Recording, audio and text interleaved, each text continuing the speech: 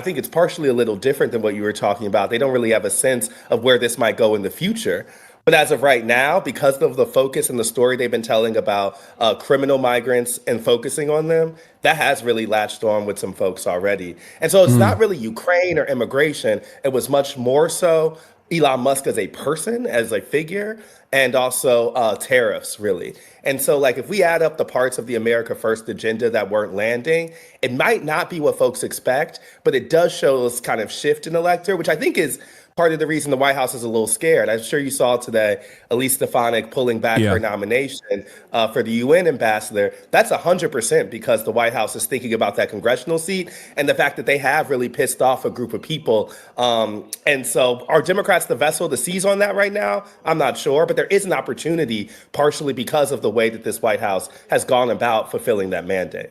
Yeah, the Elise Stefanik one is interesting. Definitely, there's like a lot of discontent, and I think one of the things that is probably too early for you to analyze is the Signal group chat situation, right?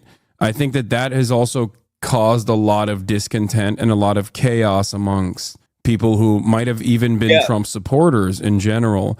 That was happening on the day we were really calling people, and we heard it come up a couple times, but not necessarily in the kind of like Hillary email servers. And for sure, we'll see polling and stuff on this as Yeah, we talk to people more. But it was really just kind of like amateur hour example, and so people were referencing it as yeah, a sign of the White House's kind of unseriousness. Now, if yeah. that turns into something bigger later, I think we'll hear some of that more. But it was really just used as a sign that these are kind of folks who haven't taken the role in the office seriously. But people really have and I'm reminded of this every time we do these efforts. People really have a sense that they think they know Trump and they think they know him better than everyone else.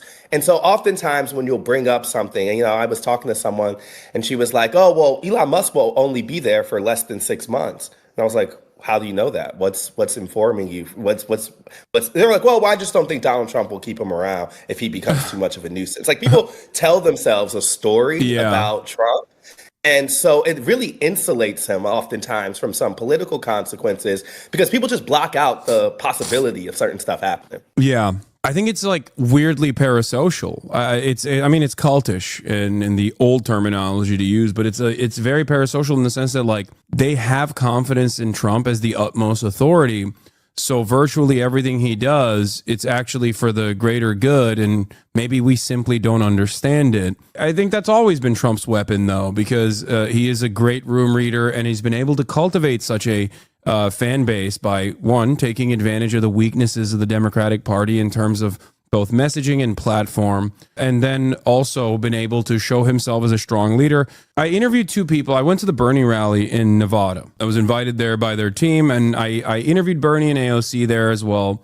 But outside of that, I also talked to two Uber drivers, one that was apolitical but right wing, and the other that was apolitical but liberal, one Kamala voter and one Trump voter. And I think the Trump voter, basically podcast guy, operating on exactly the boundaries that you just referenced, talking about all of the irrelevant things that podcasters have told him are very significant and that Trump is like taking serious action against.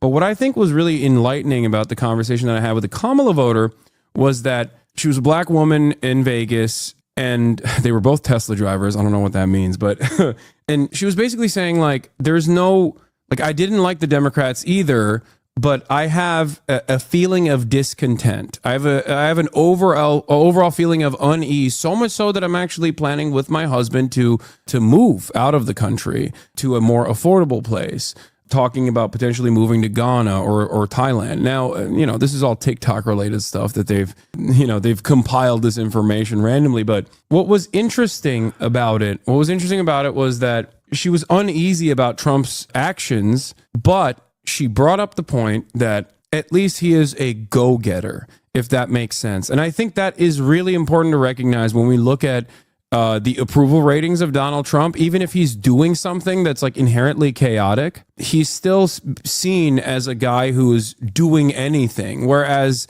and it goes back to the overall discontent that people have experienced and the overall lack of interest and trust that they place or faith that they place in the institutions because they haven't served them. So they look to Trump as a guy who, they might not agree with his methods, but at least he's doing something, as opposed to the Democrats who are doing nothing, the do nothing Democrats. And the reason why I brought this up is because of what you just presented as what people are paying attention to, right? On either side of the political spectrum. They're paying attention to the silliness. They're paying attention to maybe the tariffs, which will have dire economic backlash for the average American, or at least that's how it's being presented in the media overall.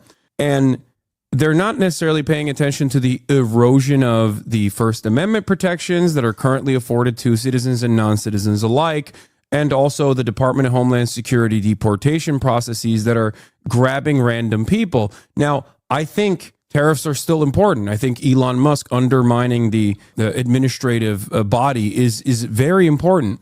Having said that, what they're doing on the other side that people are not paying attention to will have far more dire consequences in the long run, I think, or at least they work hand in hand with one another. The reason why they're not focusing on it, however, still goes back to the Democrats, because I think that there's a real crisis of leadership in the Democratic Party reflected by the attitude that these people you interviewed are demonstrating. But it's also because they are not directing their anger and resentment, or directing the anger and resentment of the overall population to these issues, to these like severe violations of the constitutional protections. And they're dropping the ball in a spectacular fashion, because I think if more people were aware of these actions, the media would cover it more. If the Democrats made a big fuss about these sorts of things, as they have done about the tariffs, as they have done about, Elon Musk individually ruining the federal government, more people would be very, very worried, and they should be very worried. So I think both. Yeah, I actually think what you're laying out here is a huge point. Like, the things that people focus on from the administration are not necessarily the things that are part of the broader project of executive power that is the goal of this administration. Like, when we talk about Project 2025, it's not just a random list of things. It is a cohesive view of how conservatives want to reshape executive authority in the federal government. And so sometimes it's very hard for me when I'm talking to folks, because I know that, right? Like, I know those things. I've been in those conservative spaces. And sometimes you will hear parts of the Republican Party articulate that vision, right? Like, for a lot of those Republicans, they take a lot of pride in the fact that they have reshaped their party from being the George Bush Chamber of Commerce style to this sort of a version of Republicans. But that's not necessarily what people ingest from Donald Trump. And so you'll hear the silliness come up all the time: Gulf of Mexico, America, Canada, 51st state, Greenland type of stuff. But you're not hearing the necessary, or even, I think Doge is actually a great example of this, because people's focus is on Elon Musk as a person and kind of the chaos generally. One of the things we tried to do in a video I did for the Times a couple weeks ago was Doge is an effort that they are picking intentional legal fights, because they have sat around and thought about ways that they want the presidents who have power to shape over those agencies. Yeah. They have rewritten executive orders for the purposes of the legal fights to come. And so these are all intentional battles that they're picking. Yeah. And I think that part gets really lost in the mud. And I somewhat think it's certainly a media challenge. I would say Democrats also, but I really think, like, sometimes we talk over the Trump project.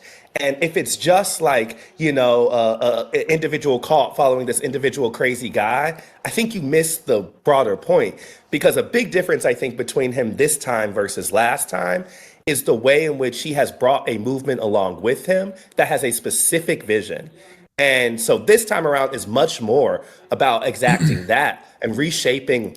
I always go back to kind of executive authority, but you're right about about deportations, about free speech rights. I think they're intentionally going to pick some fights with media about press freedom. They're going to there are goals that they have that are just inevitable over the next several years. And the other thing I think is important to say is, like, one time I ran this past a couple Trump people being like, there's some real risk of backlash here, right? Like, tariffs are largely unpopular, like that type of stuff. And they really just aren't calibrating themselves for kind of political midpoint.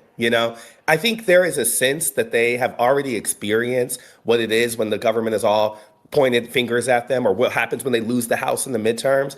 And they're kind of trying to make it such. They're trying to change presidential authority such. So even if they lose some House seats, Congress is just generally more irrelevant. Yeah. right? So the goal of the next year and a half, the goal of the next couple years is about